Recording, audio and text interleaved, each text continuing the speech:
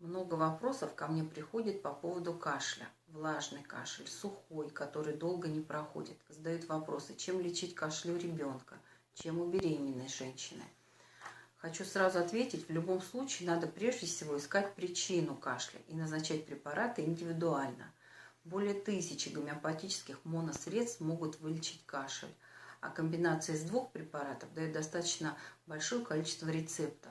И не каждый возьмет на себя ответственность, не глядя на пациента, заочно лечить кашель. А подобранная на приеме и назначенная индивидуальная гомеопатия за пару недель уберет даже самый затяжной и трудноизлечимый кашель.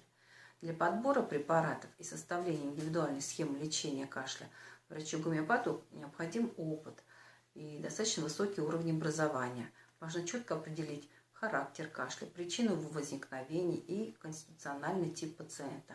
Только так можно быстро и радикально вылечить сухой, влажный, затяжной кашель у ребенка, начиная с 3 месяцев, у беременных женщин и очень пожилых пациентов. Кстати, наше лечение обойдется вам значительно дешевле привычного.